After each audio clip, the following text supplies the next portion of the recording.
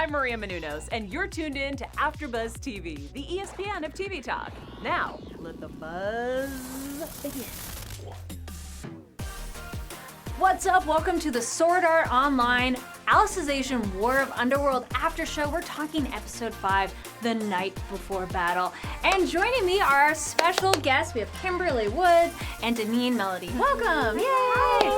I'm so excited to have you both here. You both have some really interesting characters within the whole arc of the season of the show because they're pretty big, even though they're little ladies. They're very tiny. Yes. They're very tiny, but they have big hearts. They Yes. do. Absolutely. They do. Well, welcome. Thank you for Thank joining me. you.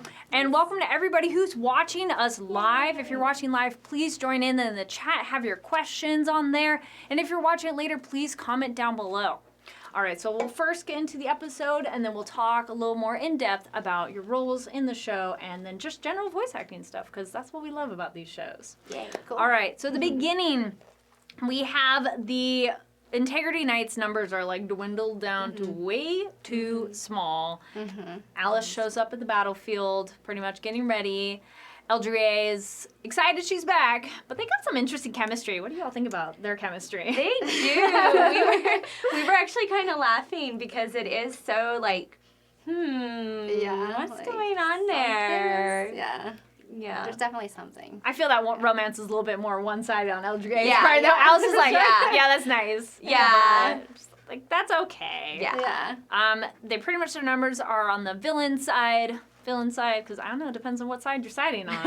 It's like 50,000 versus just their 3,000. And Eldrie, what do y'all think when he goes, get rid of Kirito, he's just dead weight? No. Oh, yeah. Oh my Come goodness. No. Yeah, you're like, how We could you don't say know. that? Yeah. It's evil. It is very Yeah. evil. It hurtful, Eldrie. I'm looking at you. We got Aaron in the chat and Oscar both comment. They like your necklaces. guys. They're wearing their characters if you can't see Yes. us. They're actually Yeah. Super keychains. cute. Yeah, that we Yeah. made into like Oh, little that's necklaces. perfect. And it was That's super so sweet cute. because Deneen got mine for me at a convention. Aww. Yeah. So real life friends. We are. Yes. Yay. We got Chandler in the chat says Eldrie is jelly. He is. Very, Definitely very. jelly. I think so. All right. So we also, though, with Kirito, get that moment with Uncle Broccoli, and it's like he staves off a energy and then the dagger.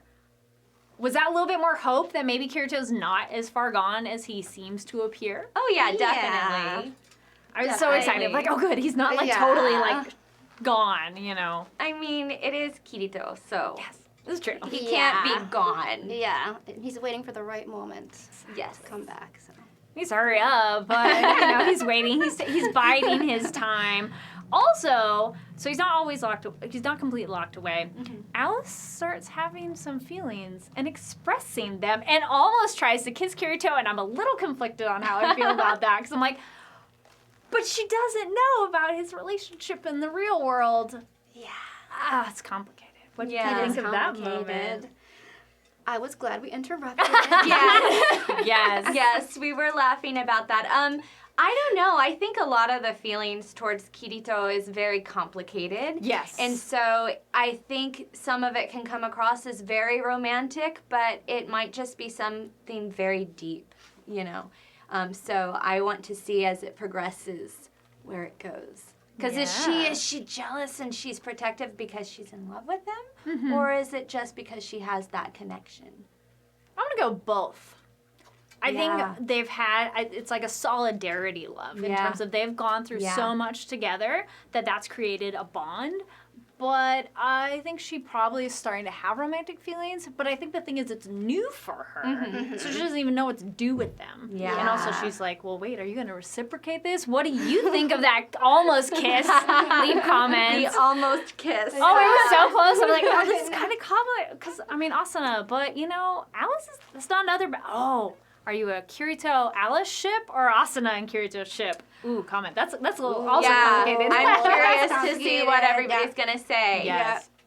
All right, we got a couple people in the chat. Alan says, hi, Deneen and Kimberly. Hi. I enjoyed watching last night's episode since it was too much emotionally with all with all the love, Super Kari, and always love them no matter what. Aw, Yes. Thank you, Ellen. And Kendall says it was great hearing you two reprise your roles as Ronie and Tiese. Thank you. And then Natsu, I love this episode so much. The Night Before Battle is my favorite episode so far. I haven't cried this much since season 2. Aw. So, and a good question. What were some of your favorite moments?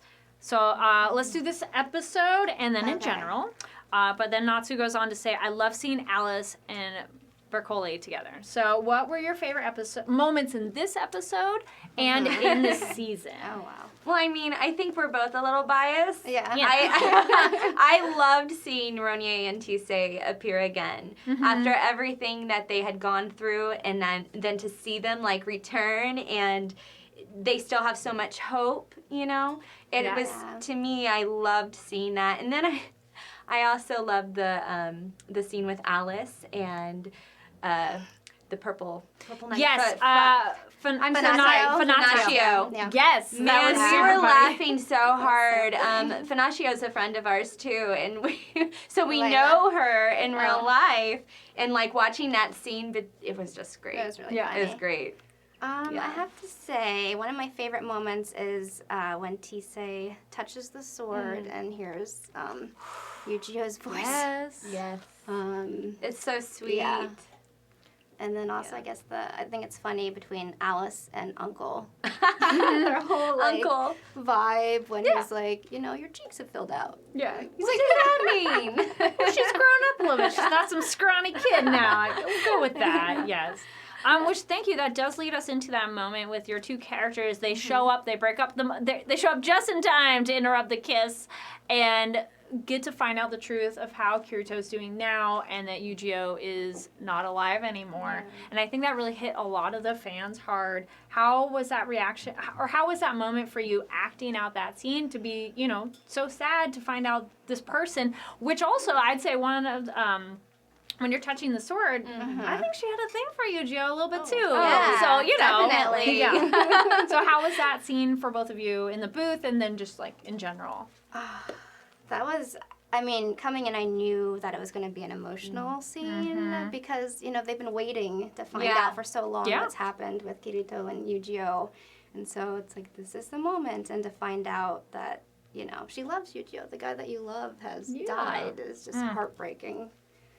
Yeah. And I mean, like, they saved these girls, so they mean so much to them. Again, not just romantically, but like this deep bond, and to then come back and have all of this hope. As you see, they were excited. They were so excited to find out that they had returned, but to find out that they didn't actually return in the way that they had hoped is very heartbreaking. And so, yeah, like you, I was very prepared for it to be hitting hard. Well, in that vein, Kendall asks, how did Alex direct you two when it came to the emotional scenes? He's I like how you said this, he's a very honest director, and he brings out a lot of the truth in the moment, that even though it is anime and it can be kind of big, it's all very truthful and very honest. And so we are bringing what we have from here, opposed to necessarily trying to match what is on the screen. It has to be real. Otherwise, it's not, nobody's going to believe it. So he makes sure that it's very honest and it's very real for us, so then it can relay. Yeah, he definitely keeps us honest, and he'll have us do another take if he thinks we can go a little bit deeper with it. So I really love that, and he's always very good about kind of setting the stage, like exactly what's going on internally for us, like right before the moment. So, Going off of that a little bit further, as a voice actor, how do you get into that headset to be sad? I mean, we're very cheerful right now talking about a sad scene in a way, but how do you, like, you get to the booth and it maybe it's going to be a bit heavy. How do you get into that mode? Like, do you have any process or... Tell me. I mean, I think for any actor, you have to find a way to relate to it. And even if that particular scene, you can't relate to it exactly, what is something that does make you feel sorrow or makes you feel that emotion, so then you can bring it to that. I think that's very important, and that's how at least I go about it. I'm relating to Ronie, and I'm relating to Tiese, and then trying to understand how they must be feeling, and I know when I felt like that. Yeah. Definitely just finding like what is that like in your life to lose somebody that you love, and just allowing it and trusting it. That's good advice. Yay. So we have, back to our question earlier, we got Chandler says, Asuna and Kirito, no doubt. Alan says, last year I've been a huge, true fan of y'all since late March, episode 8. Ronie and Tiese are the sweetest. I'm never going to stop supporting. I'm going to keep on loving them forever. Aw. Oscar says, I kind of like Kirito and Alice for some reason. Right there. In this world, it kind of works, you know? Jeff Burns says hi. Sharka says hi. Sharka says, I actually own a towel with Eugeo on it. Nice. What? Great. You obviously have the necklaces. Yes. Do you have any other interesting items of your character? I do. I just got a Tiese plushie from Japan for Christmas. Aww. Yeah, and I mean, I have actually another keychain that I had found, and then there's these little standees, like little plastic standees that are really cute that I found as well. So I hope that they make a towel with our characters. Yeah, that would be cool. Yeah, I want a towel.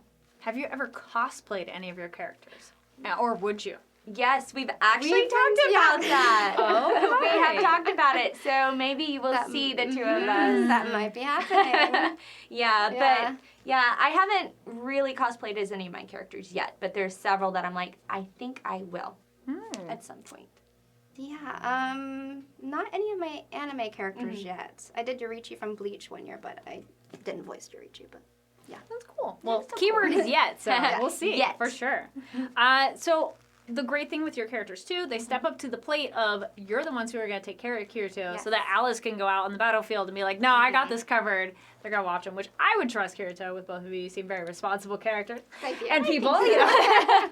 They may be small, but they know what they're doing. Yeah. They got fight in them. They do. Yes. Yeah. They do.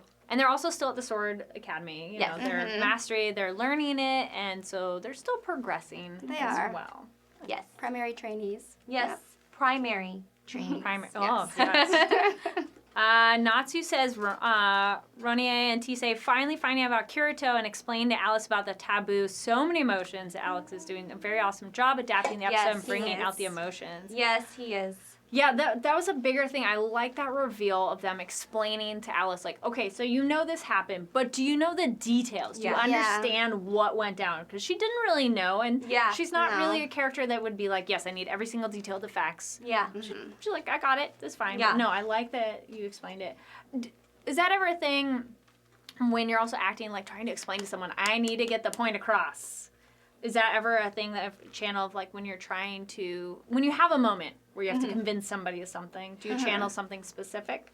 Oh, yeah. I mean, because there's a lot of times, especially in anime, where you have to. You don't get to just free reign and go on and on. You have a very limited time to get it, and you have like maybe one or like 2 sentences to be able to get it out. So I'm thinking, how can I convey this and say this and make it make sense to the audience and also the other character? How can you get your intention across and then also like what is at stake? Exactly. If you don't. Oh, I like this. Chandler says, small girls protect Veggie Kirito. They do. Yay. So then we get, we get the truth about the taboo, the sword, which I thought was such a sweet moment. And a cool connection that they shared, which also makes you think maybe Eugeo's not like gone. You know, like he's gone, but like, there was still something, like a spirit in a way. Yeah, there's still something somewhere. out there. Or the idea that like objects embody part of who they belong to as well. Yeah. Which is probably why Kirito also wants to like exactly. Exactly. Kendall asks, have you two watched the sub version of Alicization? Yes, we have. Actually, yes. Because, you know, we knew that we'd be coming back, and so I would watch the episodes to know and like have an expectation. Like I'm like, I know what's coming. You know. Okay. But also to just better understand the story, so then you can better understand the characters. Exactly. Yeah. So when you go into record, we know what to expect and what's been happening. So you like to know ahead what's going to happen to your character, or do you kind of like doing one at a time? Well, I like the show. So, in this particular case, I was watching it because I just want to know what happens. And I just happen to be voicing characters in it. So, but I mean, it depends. I mean, I kind of do like to know, so then I know, the arc of the character. Mm-hmm. Yeah. Yeah. Same. Yeah. Mm-hmm. To me, it helps. Some people aren't like that, though. Yeah. It definitely seems to be up to personal preference of your own approach to your character. Yeah, spoilers or no spoilers? That's a good question. All right, Nyan Kitty says, any funny bloopers in the studio so far? Oh my gosh. Yes.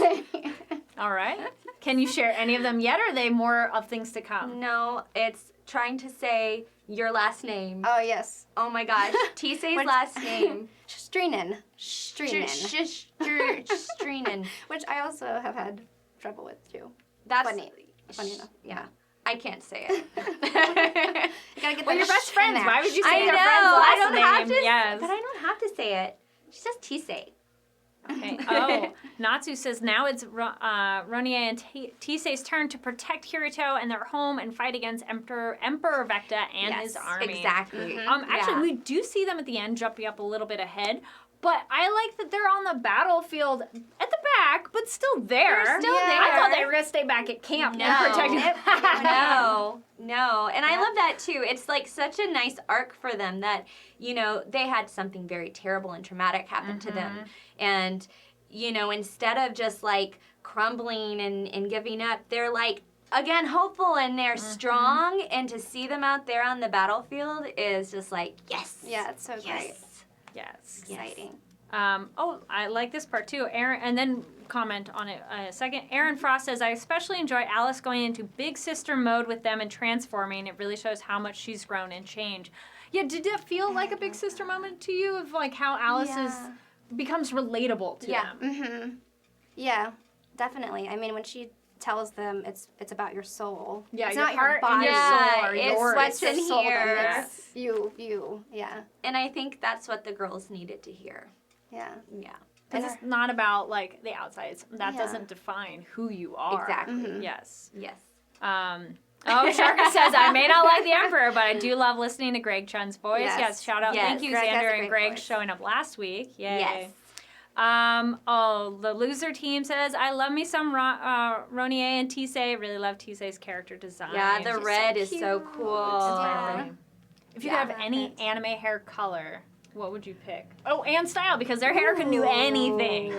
Actually, quite often I have red hair and I'll do it very bright red like Tiese. Actually, and you've seen it where it's the bright red. Yeah. And that's probably my anime hair color. I would definitely do the red too. The red is so cool. Right. Tiese red. Yes. Yeah. Tiese red. It's not Ariel red anymore. It's No. Tiese red. Ah, yes, exactly. Alan says, can't wait for Ronie and Tise's fighting against Emperor Vecta's army in episode 9. So not too soon. It's gonna be soon. Yeah, it's getting there. And Nyan Kitty says you do amazing voice work, by the way. Thank you. Thank you so much for all the comments and questions, everybody. Keep them coming. Make sure to hit that like button and subscribe so you could be up to date when we have our episodes coming up, because we're going to have even more voice actors for the rest of the season. So we get also we mentioned a little bit, but we'll come back to the Lady Fanatio. Yes. When she's changed, Alice goes, is she wearing makeup? Yes, we were So laughing funny. at that. That's perfect. It was so great, the bright red lipstick. Yeah, she's a little bit. But you know what? There's those days where you want to get glammed up and other days where you're like, no, not so much. And it's okay to wear makeup. It's okay not to wear makeup. But I like that Alice notices and is like, oh, okay.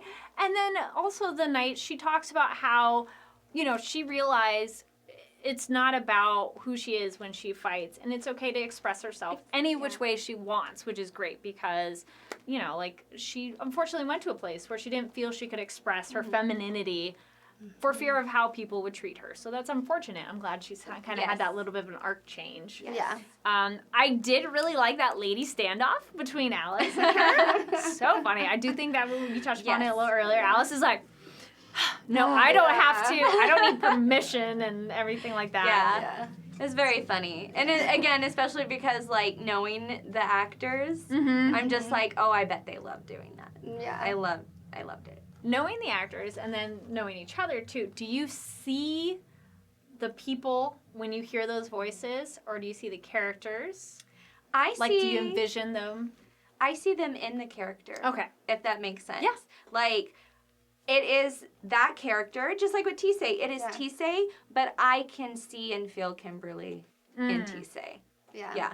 I'd say the same. Yeah. It's Ronie, but it's like the essence of Deneen in there. But yeah, I don't see Deneen. Yeah. Yes.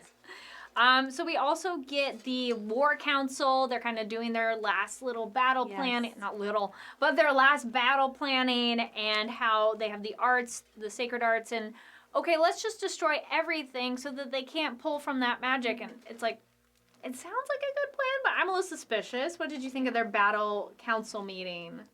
It's like, we're going over all the plans, but I do think it was smart that they go, okay, well, let's bring all the healing options we have. So I'm like, okay, they got some planning going on. What did we think of Alice when she gets her moment that they go, excuse me, you're the strongest one. I went, duh. And Alice, it's you. She's like, what? Yes. Ooh, Chandler says, Finazio and Alice, both alphas butting heads. True that. And Sharka, shout out, I love wearing different shades of lipstick. Yes. Then we have, so they're planning. Alice gets that moment of like, oh, I'm the best one. But she probably hasn't fought anybody very recently to get a sense of that. Yeah. Also hasn't had an opportunity to really let loose her powers full out. You know, because she's not fighting anybody immediately that she can really play with that. So I'm curious to see where she can go. Yeah. I'm excited. They get to their, like, the ravine, essentially, and that the walls, and it says final load test. I do like that everybody goes, what? Everybody says, what is that? It's nice for them to acknowledge and, like, wait, that doesn't fit right. Yeah. And then everybody has a ready stance. Like, yes, it's like getting so ready. Actually, rewind a little bit. We do get another chemistry moment. We have Alice and Eldrie kind of almost doing a thank you farewell. Yes. I did feel bad for him at that moment where he's like, why are you saying goodbye? Yeah. Sounds so final. Yeah. I know. It was actually pretty sad. They're just like, wait, no. But I like how she did it, like, no, you're going to continue to grow. This is the information I can give you. And she is serious and business mode. Yeah. So, yes. Then we have, I was like, Oh, also, speaking of somebody who has experience, Uncle. Again, Uncle. Comments to Alice, like, no, Kirito has more life experience than I do. I thought that was such a cool moment. Alice is like, wait, how? But you're older. And it kind of is that moment where us, the fans, are like, well, Kirito's gone through quite a lot, let me tell you. How is that as a fan watching and, like, knowing essentially the whole journey of Kirito for you as a fan, like, watching, and when moments like that come up and you're like, well, actually, Kirito. Yeah, that's actually exactly how it's like, well, you just wait. Yeah. Just you wait. You just know. He's going to be popping up right at the moment. Right at the... Saving the day. Yep. When they absolutely need him. Yep. Yes. He'll be there. Well, that's it in that episode of pretty much saying. Let's look at some other comments. Renji says the part when Alice said she made her uncle sweat was a little cringe. All right. I can see where that is. That was not exactly where my head went then, but hey. Aaron says, I love when Finazio, the briefing scene, Berkeley may be the strongest, but Finazio is the leader and strategist. That's a good point. Like, she does seem to be like, here are my plans. Yes. And she has a good plan. I like where they're going for it. Yeah. Alan says, for both of you, both of you are the angels of love and beauty to become voicing as Ronie and Tiese as sweethearts, the kawaii of anime. Yes. Alan's so sweet. Yeah. Daniel says, I feel bad for Ronie and Tiese. Why? Like, I the have battlefield. to say, I mean, like, I can understand because of the trauma and everything that they've gone through, but these girls are tough. They have grown. Yeah. They're tough and they're strong. Like, I don't think you have to feel so bad for them anymore. No. They are standing on their own. Yeah, they're brave. Yes. Absolutely. So. What are some similarities and dissimilarities you have with your character? Go ahead. Kimberly, go for it. Yeah. I would like to think that I have a good heart, like Tiese. Thank you. I love that she, her and Ronie like stood up for their friends. So I like that. Differences? Well, I don't know. I maybe more confidence, but I think that Tiese is finding that. So. Oh yeah, for sure. Yeah. And so with Ronie, she's very devoted and very dedicated, and I do have that in me for sure. And she cares very deeply for her friends, which is very obvious. She feels when Tiese's heart is breaking after touching the sword, and she reaches out for her, and like. I can relate to that. But I do have to say she's a lot sweeter than I am. She's just like a little cinnamon roll, and I'm like, I like that I get to play this, but I'm not that sweet. Well, she's a cinnamon roll. Do you have more spice then? We'll go. I got a little bit more spice. Yeah. Just a little bit. Yeah. How did you get into your character's voice? Like when you first got the role and are deciding how this character's going to talk, how did you get to that sound? Whoever wants to go first. Yeah. Mostly thinking about her perspective on life. She kind of has like this optimistic, very warm voice, very sweet voice, and also how young they are, like bringing that into the pitch a little bit. And then she's a noble, so sometimes we would try to take that into account with the way that she talks. Yeah. And for Ronie, we had to make sure, and actually, when you step into the booth, you have to find a character first, and one of those things is finding the character's voice. And for Ronie, that included the pitch, because as you can hear, I don't sound like Ronie normally, but because she's so little, and I didn't want to sound like Kimberly, and it's also important not to sound like any of the other characters. Alex and I worked a little bit, maybe just a couple minutes, to find which one of my voices would work best for her, and we loved where we went with, and and just making her, I don't like to say that she's timid so much, but she is a little bit, soft, and she's sweet, and she doesn't want to make anybody upset, so, yeah. Meek? I don't know if She's that's a good word. I think she's a little bit more timid than yeah. than Tiese. I think Tiese may have a little bit more confidence to her. I feel like she's always just like, Tiese. But yeah, she's grown. She's grown too. Most of the time you record in the booth by yourself. Did you ever get to record together, or was it always separate? No. It's always separate. Yeah. Sometimes depending on schedules, I will hear Deneen's Yes. character or Yes. Yeah, vice versa. Yeah, we talk about that sometimes. It's always so nice if one of us gets to record before the other. I was going to ask if you get to hear the other person's voice. You get to hear the other. And I mean, I think we've been pretty split. Sometimes I've gone in first, and so I don't get to hear Kimberly, but then I'll go in second. And then on those takes, it's really nice because I do get to hear her, and vice versa. Yeah. So it just depends. Yeah. So it's almost like working together. Absolutely. Yeah.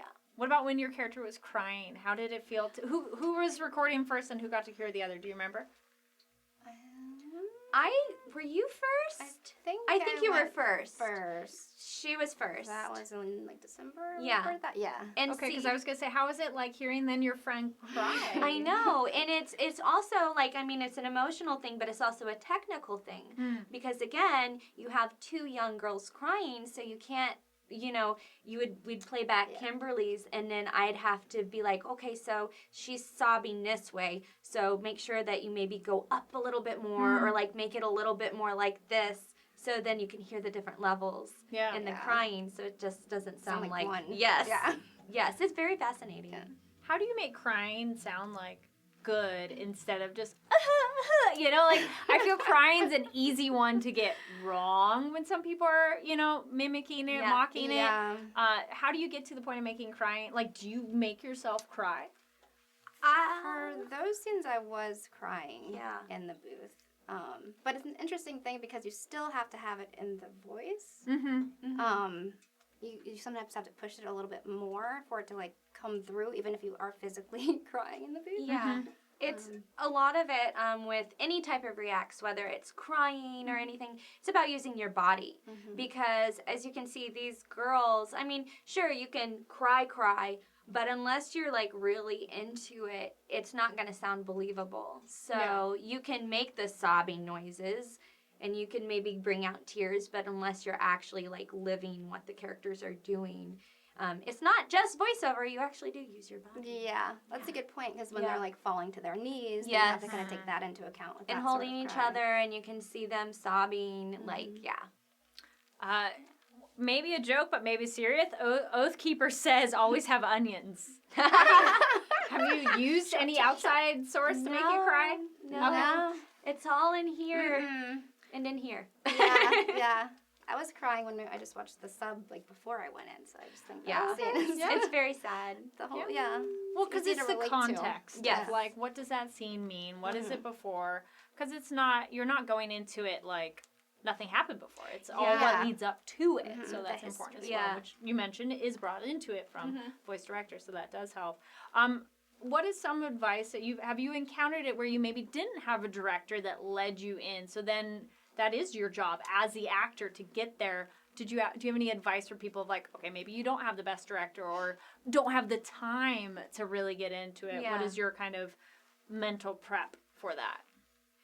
Trust your instincts. Like, you know, if you don't have somebody who's there and is basically giving you what you feel you need, look at the scene, look at the character, and again, as I mentioned before, think about your own experiences, and maybe you haven't experienced that exactly, but maybe there's something that's close to it, and then just use your instincts from that and go for it. Yeah, and trust yourself to just allow it to happen. And then also set it up for yourself, like set up that moment before. Take the time to do that. Yeah, and it's always important that even though you are recording by yourself, and you don't always get to hear the other actors, to remember you're not just acting with yourself. There is another character there usually, unless there's a monologue. But, I mean, remember that you are talking to another person. Yeah, that's important. Yeah. Very good tips. Not to ask, do you read the light novel? Have you read the light novels of Sword Art? I have not. I've read into them, so I know a little bit more. And, like, of course, Ronie and Tiese have, like, Moon Cradle, which have read into, and I hope that they animate that. Some people did comment that on Twitter. Thank you, everybody who was commenting, retweeting, liking, and sharing on Twitter. That really helps. That's wonderful, because then you know when to be here live for these kind of Q&As. We've had a kind of a generic question, too, and you've probably touched upon it before, but what is your advice to aspiring voice actors to get started, or just kind of like, what are some things that you wish maybe you knew before you got into it? I mean, definitely study acting, because voice acting is acting. So if you haven't taken a scene study class or anything like that, definitely do that. And cold reading is super important. Yeah, exactly. What Kimberly just said, there's kind of a misconception sometimes that voiceover is easy. It's like, oh yeah, I have a great voice, but it's acting. It's still acting. And as I said, just when we were talking about the crying, you're not just crying. You have to use your body. You have to live it. And classes are important, even if you have done other things in the industry like theater and stuff like that. It's good to take voiceover classes because it is still very specific. And there's a lot of great teachers and classes out there. There's definitely a lot out there for sure. Oh, yeah. And actually, Kimberly, if you would explain what cold reading is in case people don't know what that is. So a lot of the times we don't get the script before we get into the booth. So we walk into the booth, we see the line, we're expected to just use our instincts and bring that line to life. So if you're at home, what I like to do sometimes is when I'm playing video games and my character discovers one of those notes, I'll read that note out loud in a character voice and use that's that a good way to practice. That's actually exactly what I've done is I've gone back and played games like Chrono Cross, which is my favorite, and it does not have voiceover. So when I'm playing it, it's a great way to just like when it pops up, just read it. That's exactly. I think a lot of people do that. Yeah, so much We're fun. nerds. No, that's great. But it's a great way to practice. Yeah. What has been the most bizarre or funny cold read that you've come into or been, oh, huh, okay. Like you get the script or a line that you were a little bit surprised Oh of. my goodness. Okay. I have to think about that for a second. I mean, a lot of times, you don't even get the script, but sometimes you don't even know what character you're playing. I was cast in a video game where I had no idea, like I was just cast and I had no idea what I was playing until I got into the booth and already had my headphones on and was standing in front of the microphone and it popped up and it was like, okay, now record. And it's like, oh, okay, wait, let me look at the picture real quick and try to figure it out.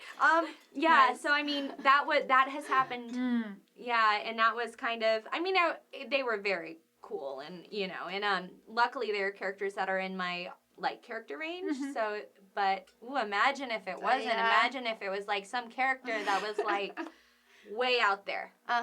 Yeah.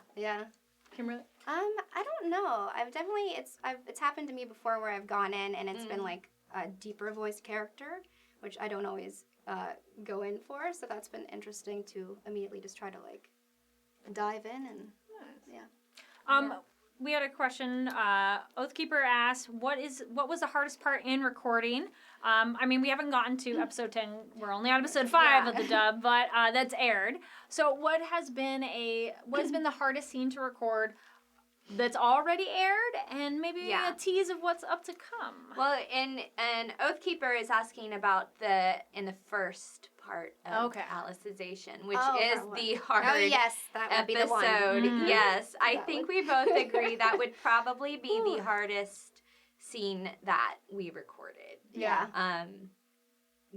Because it's a lot. And it's a horrific.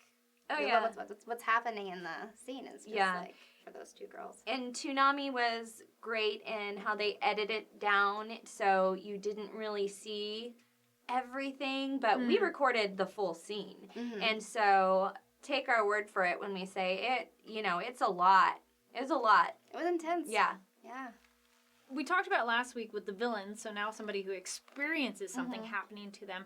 How do you slosh that off after you've done an intense scene that's either traumatic or sad or anything that's like uncomfortable? How do you, as an actor, personally go, okay, and like get out and not have that go with you? Well, for myself, I'm not necessarily like a method actor, so while in that scene in particular, I actually could relate to it, I didn't allow myself to actually have to get to that point to where I was in darkness, because I knew that we still had other things in that session to record, and it's time. So I just, you put yourself into that moment for that moment, and then you just have to, like you said, like kind of brush it off and then go, because then in the next scenes they're like, bye. It's something cute. It's something different. Yeah. I think that is the key too, is like just telling yourself that it's only going to be for those moments. You let yourself just go there and then come back. Nice.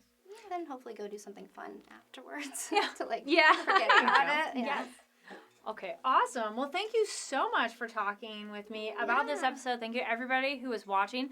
Is there any projects that you're currently working on that you want to tease about or mention?